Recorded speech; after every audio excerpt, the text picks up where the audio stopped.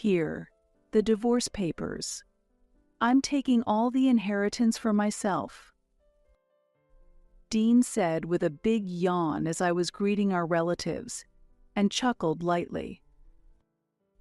"What are you joking about? In such a situation, how could you?" "It's no joke. You were Dad's favorite, so I married you reluctantly. There's no other choice but for me to take over Dad's company. Meaning, all the inheritance is mine. With Dad gone, you're no longer needed." Despite his father just having passed away, Dean was only thinking about the inheritance. Hearing Dean's words, I felt something I had been holding back suddenly snap. My father-in-law had once been a great help to me, and I had endured for his sake, but I can't take it anymore. "Fine, I'll grant you the divorce." I decided on revenge to protect the company left by my deceased father-in-law and regain the self-respect I lost through my marriage to Dean. This isn't over yet. My name is Brenda Lewis. I will turn 33 this year.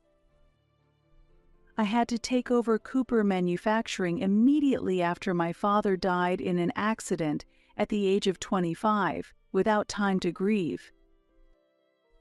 Back then, the role of president felt overwhelming to me, who was just an ordinary employee, and my spirit nearly broke many times.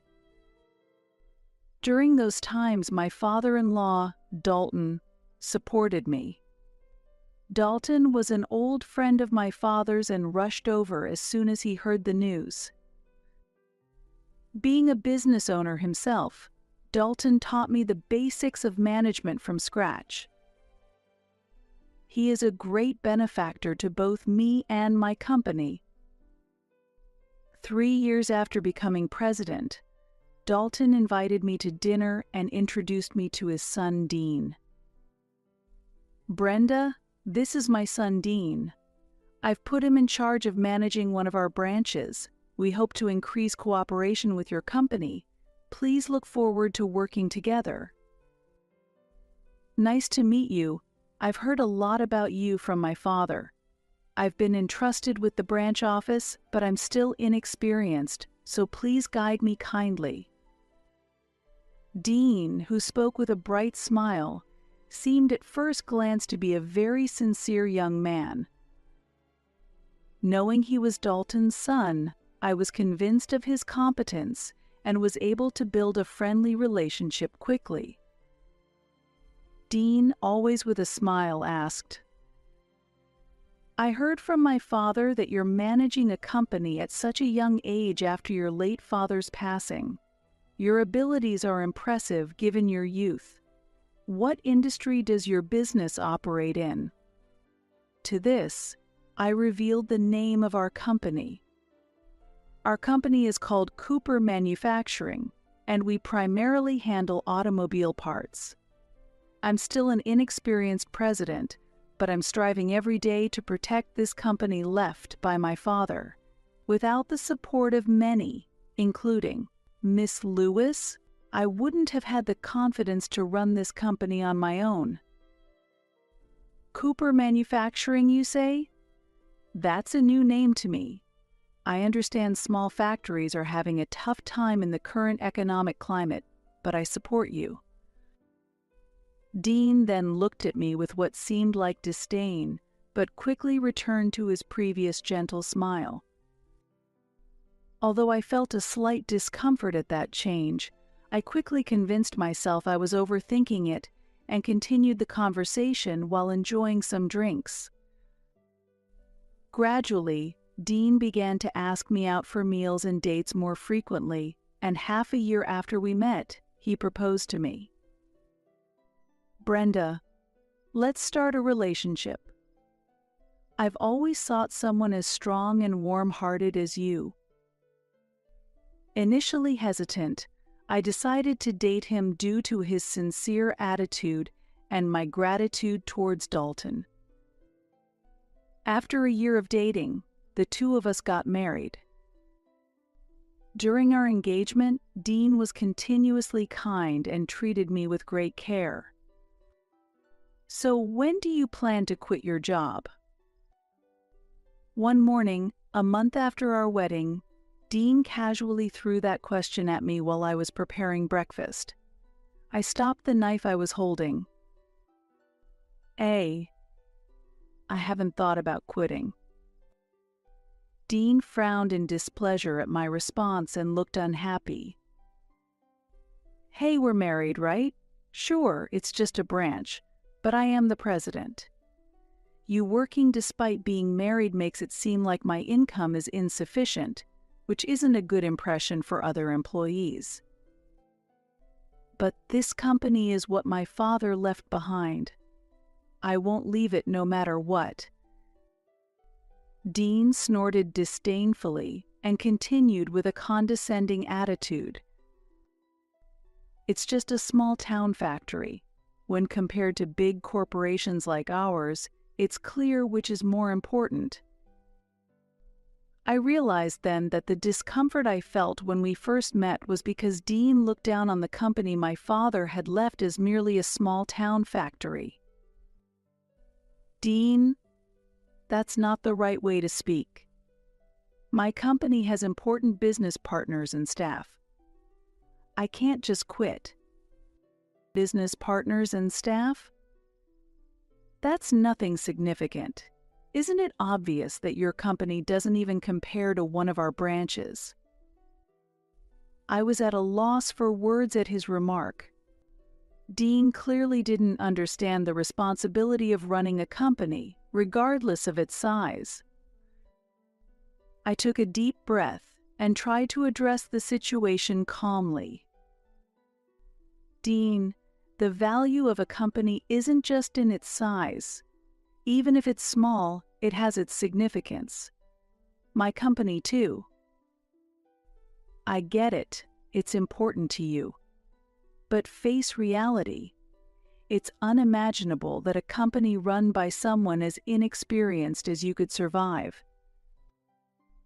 After throwing those words at me, Dean glanced at me with contempt. His attitude was so shocking that it went beyond anger.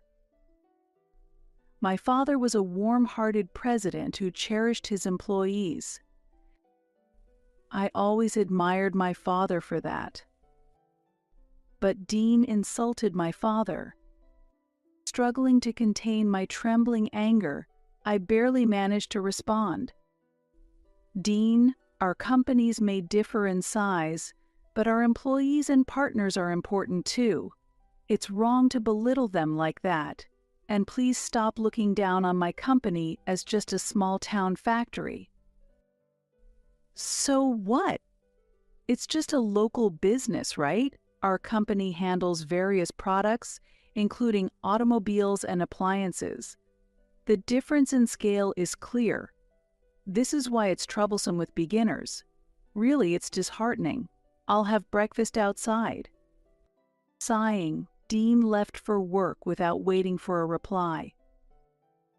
Left alone. I could only stand there. And then, the tears I had been holding back began to overflow. Wiping my tears, I cleaned up the breakfast dishes with a feeling of frustration. Frustration, sadness, and my disappointment and revulsion towards Dean muddled my emotions. That evening, when I returned home exhausted, unexpectedly, Dean was already back. As I opened the front door, the aroma of delicious cooking filled the house. "I'm home," I said quietly. In response to my words, Dean peeked out from the kitchen. "Welcome back, Brenda." His voice was warmer than it had been in the morning. As I stood there puzzled, Dean began to speak. "I'm sorry about this morning.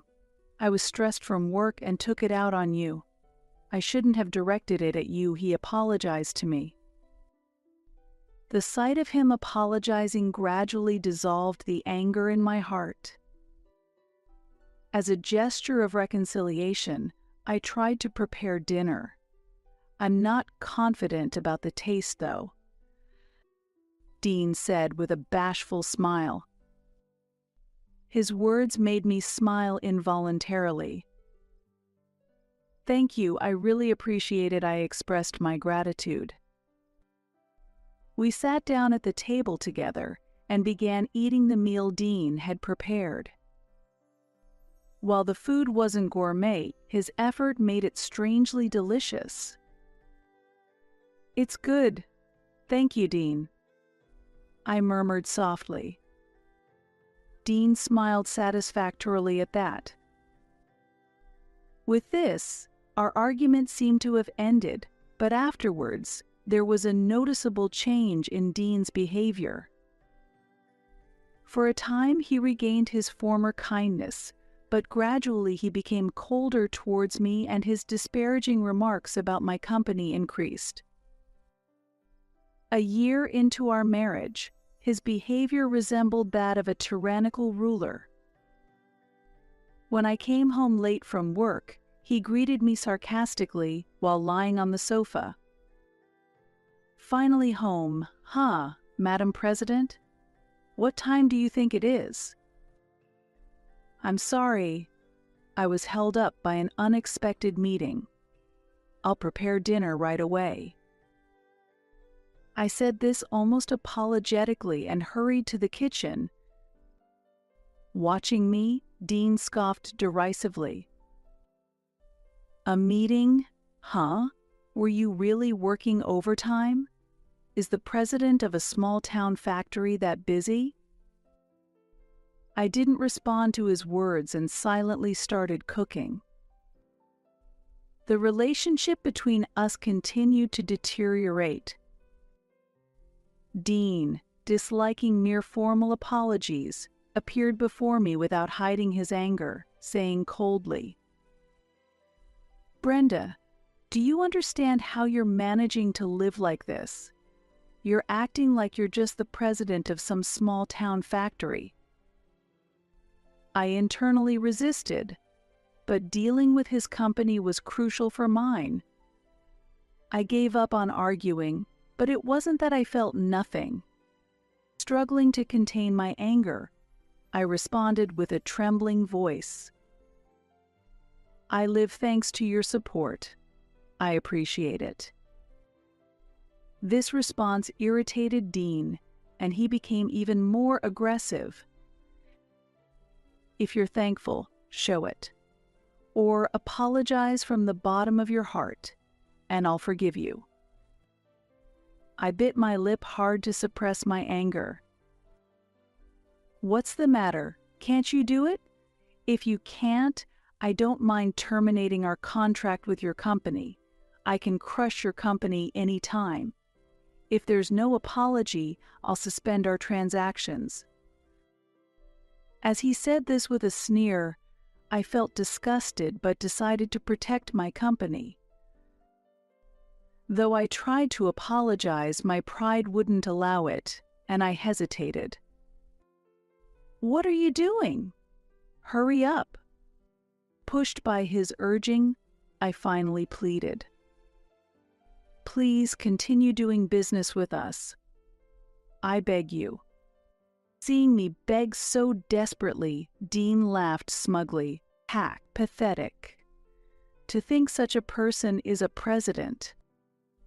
His attitude and his contemptuous words made me feel frustrated, but I had no choice but to yield to his threat to stop the transactions. I quietly endured the situation. 3 years into our marriage, Dean's arrogant behavior intensified, and his criticism towards me and my company worsened. Every time I came home, I was almost certainly met with his harsh words. Initially, I protested, but once I realized arguing was pointless, I just let it slide. Really, how late can you be? How long do you plan to keep me waiting? He would greet me angrily, and then continue to complain at length about me and my company. You say you've been working late recently, but is your company about to go under? Don't worry, if it fails, I'll hire you after it's ruined. I'll spread the rumor that an incompetent woman destroyed her company. Sneering as he said this, I felt resentment towards him but knew arguing was futile, so I remained silent. Perhaps dissatisfied with my attitude, Dean's anger only grew, and he kept complaining to me. You really lack the awareness of being a president. A president is supposed to be the leader of the company, yet you can't do anything beyond your job and taking care of me. If it weren't for me, you couldn't do anything at all, so try harder to please me. With that final accusation, he cheerfully headed to the bedroom. Feeling both anger and emptiness from Dean's attitude, I quietly cleaned up. I was utterly exhausted by such daily routines, and living with Dean had become a torment. Still, I dreamed of the day I could turn the tables on him, and for now I could only endure. That day became unforgettable. I received a call that Dalton, my father-in-law, had fallen ill. When I rushed to the hospital, I found out he was unconscious and in critical condition. As I stepped into the hospital room, Dean stood there looking lost. I approached slowly and gently took Dalton's hand. "Father-in-law," I called out quietly. It seemed like his hand moved slightly, but it might have been my imagination. The next morning, Dalton quietly passed away.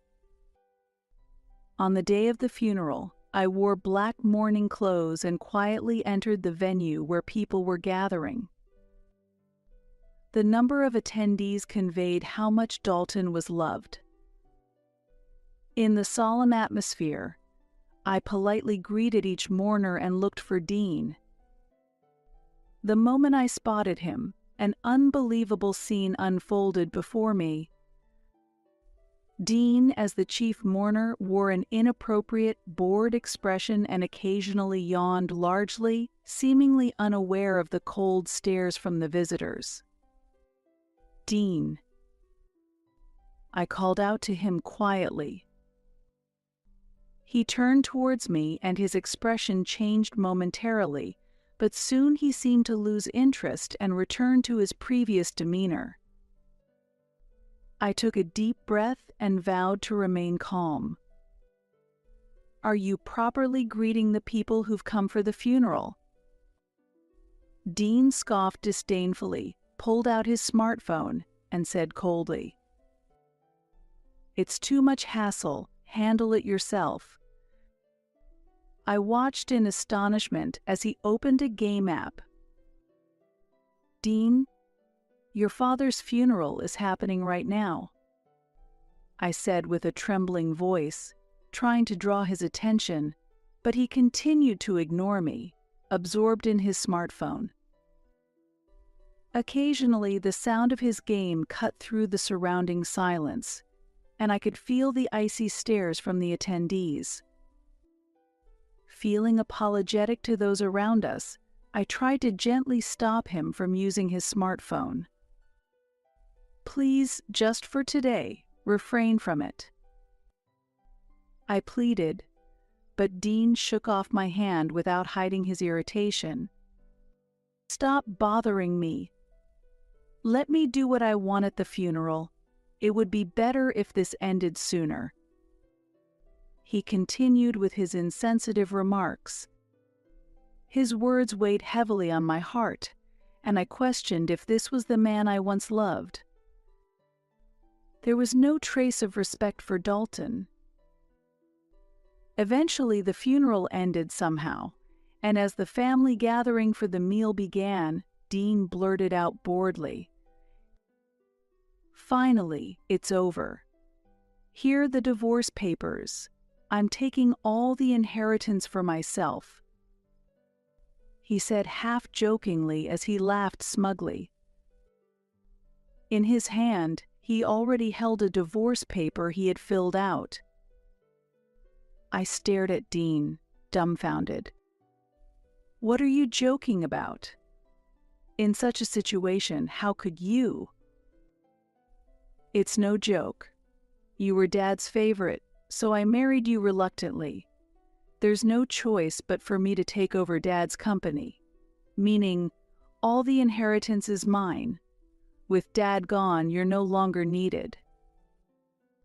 Dean seemed only interested in the inheritance, even just after his father had passed away. "Dean, let's put off this talk. There's no need to discuss this right now." "No, we settle this here. If you don't agree to the divorce, I'll terminate all contracts with your company." His statement caused an uproar among the relatives. "Are you really going to do that?" "Yes, I'm serious. Ending the contracts with your small factory won't affect my company."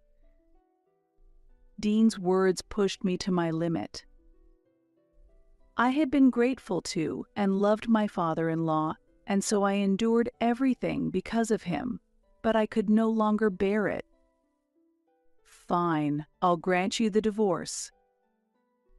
As I made the offer, Dean smiled broadly, handed me the divorce papers, and said, "Make sure to submit these soon. By the way, you can stay in the house until next week." And then he left the scene. Trembling with anger, I took only the essentials and immediately checked into a nearby hotel. Since I don't have children, I can be flexible. This helps me respond quickly to situations. The next morning, I went to the courthouse at its opening time to submit the divorce papers, and then immediately contacted my secretary to arrange an emergency board meeting in 1 hour. Upon arriving at the company, the board members were already waiting in the conference room. As I entered, they all stood up in respect.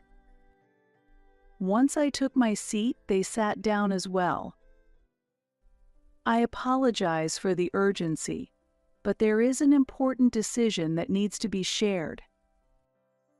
I began, and someone audibly swallowed in nervousness. Some may already be aware of yesterday's events. I continued calmly. Effective today, we will cease all dealings with Lewis Precision Engineering.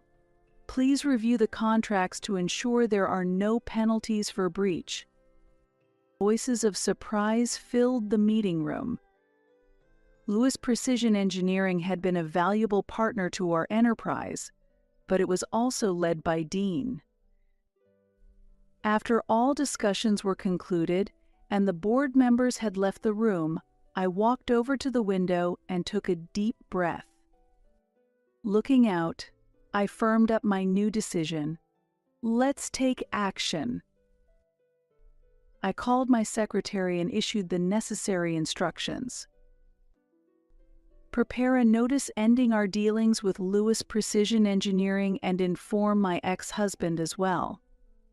Set up a meeting at 3 p.m. After my secretary nodded and left, I looked out the window again and murmured, "Are you ready? This is just the beginning." Smiling, I stood in front of the building of Lewis Precision Engineering at 2:45 p.m., adjusting my suit and taking a deep breath. Upon giving my name at reception, I received a polite response. "Miss Cooper, you have a 3 p.m. appointment. Please wait a moment." After a call through the internal line, a young woman quickly came to greet me. Her demeanor made it clear that she was my husband's secretary. We followed her and took the elevator to the top floor of the building.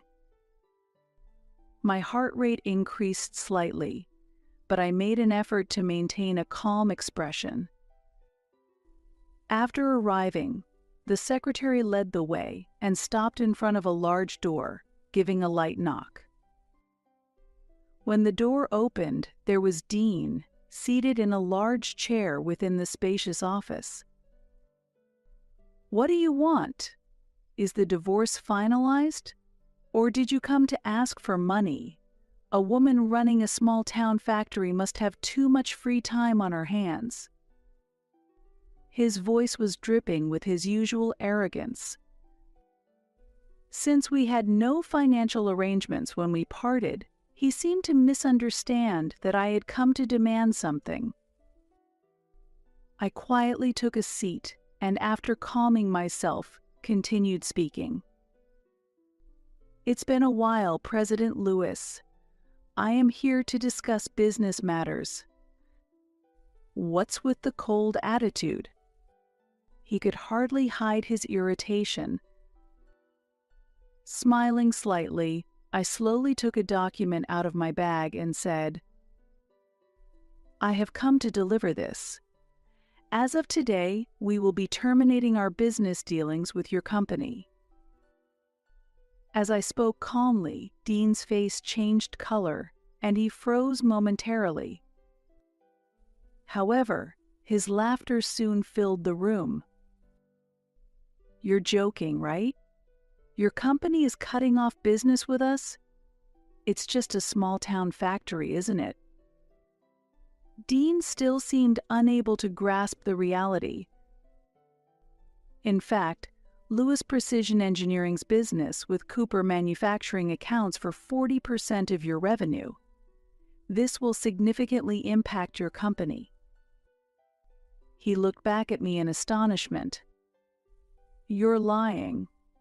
I thought Cooper Manufacturing was just a small-town factory." "You didn't know at all, did you? Cooper Manufacturing actually employs 9,000 people and has an annual revenue of $1 billion. That's absurd." Just as he was about to say something, his secretary discreetly conveyed something to him. At that moment, Dean's complexion changed drastically and turned pale. As I thought about the significant impact our business termination would have on his company, a smile couldn't help but spill across my face. But I never heard such a thing from you. You just assumed when you heard the company name. I simply followed through on what you said. Ending business with Cooper Manufacturing won't affect my company was what you said, right?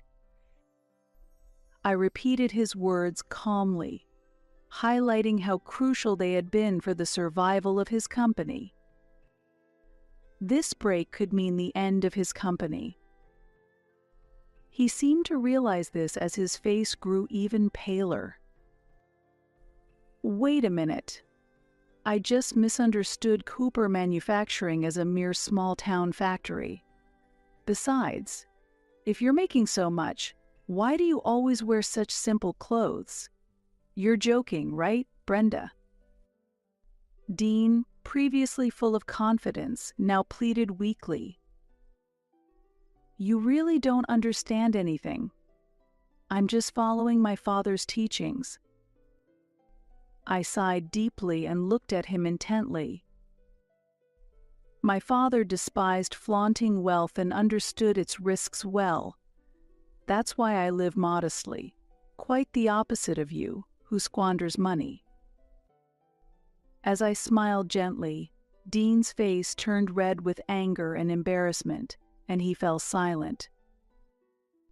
Just because we're divorced doesn't mean I want to end the dealings. Doing business with Lewis Precision Engineering has indeed been profitable for us.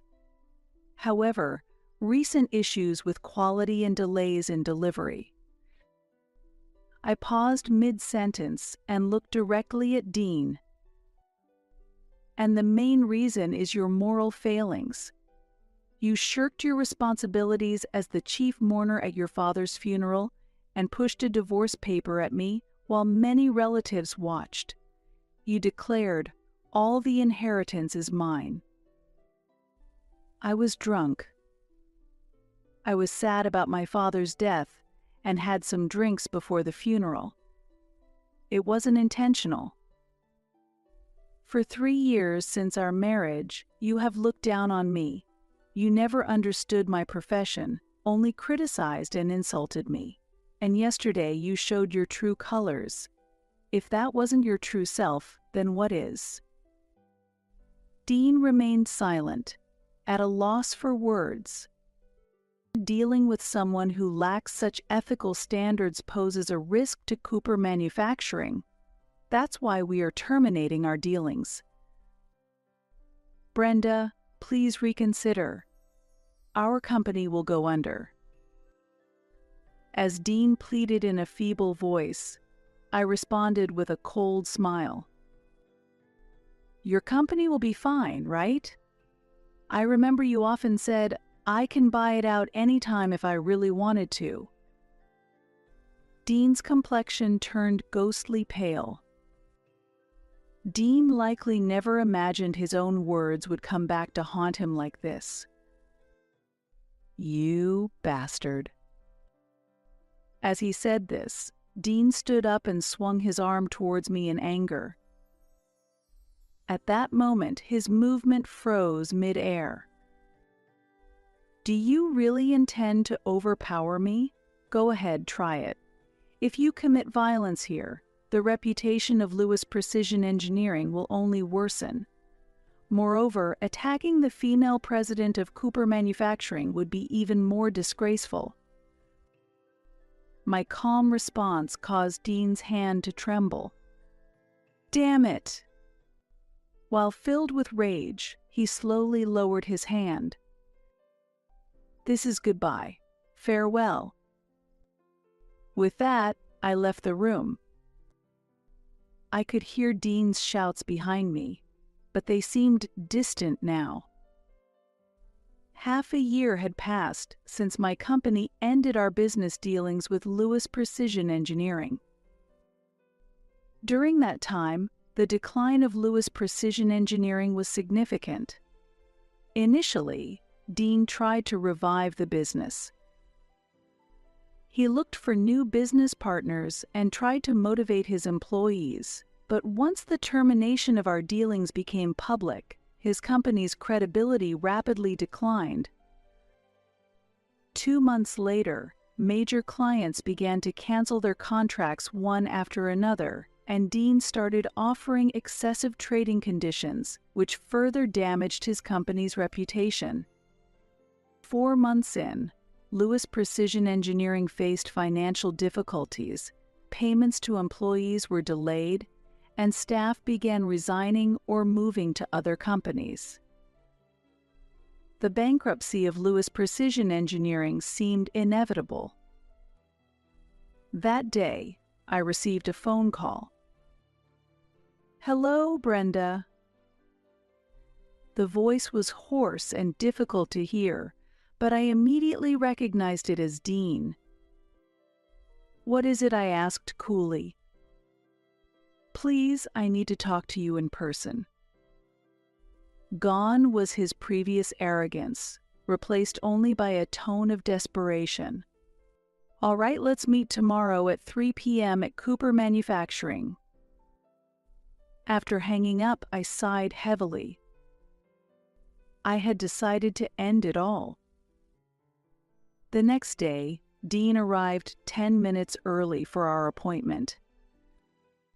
He was a shadow of his former self, wearing a worn-out suit, unshaven, with clearly bloodshot eyes from lack of sleep. Thank you for waiting, I said as I entered the reception room, and Dean quickly stood up. Brenda, thank you. I'm really glad to see you. His voice was trembling. Please, I'm begging you to resume business with Lewis Precision Engineering. Why? I asked in a cold voice. Dean seemed taken aback for a moment, but then responded with a look of desperation. My company is on the brink of collapse. I can't even pay my employees, and the pressure from creditors is increasing day by day. That is the result of your management decisions. My merciless reply changed his complexion. Suddenly, he dropped to his knees and bowed deeply. Please, just give me one more chance. His figure was pitiful and tragic. The once arrogant man was now prostrating himself on the ground, begging for forgiveness. Dean, I called, and he briefly lifted his face, showing a glimpse of hope, but I continued, I'm sorry, but there is no second chance. My cold words froze him. I could see his eyes shift from hope to despair. But Brenda Dean tried to continue with a trembling voice, but I cut him off. Enough. You belittled me for 3 years. Even on the day of your father's funeral, you trampled on my feelings. There is no room for sympathy for someone like you. Dean once again lowered his forehead to the floor, pleading as if seeking pity. I have already apologized for that. Please. This isn't for the sake of the company, not for me, but genuinely for the employees. My resolve was firm, knowing that such apologies, while necessary, did not erase the consequences of his actions or the underlying attitudes that led to them. This was about more than just business, it was about respect and consequences. For the employees, if you had truly put them first, it wouldn't have come to this. This is the result of prioritizing your own protection. Dean's shoulders trembled, and he continued in a tearful voice. Please, don't abandon me. In response to Dean's plea, I calmly noted the time. It's time now. President Lewis, please leave for today. At that, the secretary entered the room. She took Dean by the hand and gently wiped his tear-streaked face as she led him out. Around noon, I went down to the lobby, where Dean was still standing. He looked at me, seemingly about to say something, but his opportunity was interrupted by the sudden appearance of a third party. President, may I have a moment of your time? The person asked quietly. Hearing that voice, Dean dropped to his knees in shock. What's happening? Morgan, why are you here? The employee called Morgan glanced at Dean briefly, but then returned his focus to me. President, may I have a little of your time? No problem. Let's discuss this in the conference room. I answered, moving forward before Dean could say anything. In that instant, Dean tried to grab my arm in a panic. Wait a minute. Brenda. What is this about? Why is my subordinate here? However, before he could touch me, security swiftly intervened. Unbelievable. Morgan, you are a traitor. Dean exclaimed. You are the one who betrayed me, Lewis. It's clear you pursued only your own interests, without any regard for your employees. Morgan replied calmly. At this, Dean's face went completely pale, losing all color. Morgan, this way, I urged him, and we left the area. As we departed, Dean's screams echoed behind us, but I did not look back. Despite the cessation of dealings with Lewis Precision Engineering, Cooper Manufacturing continued to grow, absorbing new talent and achieving success in new ventures. The workforce exceeded 12,000 employees, significantly expanding its market share and raising expectations as a pillar of the U.S. economy. Cooper Manufacturing's growth was recognized, and I received the CEO of the Year award. As a female leader, my status solidified, and I was widely covered in the media. 5 years later, in the fall, I attended the opening ceremony of Cooper Manufacturing's new headquarters. From the top floor of this building, I looked out over the expansive view of New York, reflecting on the journey that had brought us here. In my speech at the ceremony, I concluded, "Adversity is the nourishment that strengthens us. We have the strength to overcome any difficulty. Cooper Manufacturing will continue to move forward." Thunderous applause filled the venue, resonating deeply within me. Dean's life had changed dramatically, to the astonishment of those around him. Driven by financial greed, he personally guaranteed corporate bonds and misappropriated funds. Subsequently, his amateur investment strategies failed, and through fraud, he incurred even more substantial debts, ultimately leading to his company's collapse. It's said that his total debt exceeded $50 million. Even after stepping down as president, he was constantly pursued by creditors, living a life overshadowed by daily repayments. He filed for bankruptcy, hoping for debt forgiveness, but his extravagance backfired, and he was forced to continue repayments. His payments were often delayed, and the debt grew even larger due to interest. Whether he can repay all his debts during his lifetime is unpredictable. One day, I accidentally saw him working as a part-time employee at a local supermarket. He looked much older than when I last saw him, with thinning hair and a vacant stare, a stark contrast to the man he once was. Next to a magazine headline reading Cooper Manufacturing President, among the top 10 in annual income, he silently stocked shelves. Seeing him, I felt a mix of emotions. The man who once looked down on me was now in such a predicament. I looked away and quietly left the scene. My private life began with meeting a very attractive man 3 years ago. This meeting culminated in our marriage at the end of last year. He is supportive of my career path, strongly backing my professional choices. We have built a beautiful relationship where we support each other and grow together. Currently, we are enjoying the joy of expecting a new life. Next spring, I am due to embrace a new role as a mother, which will be a significant turning point for me.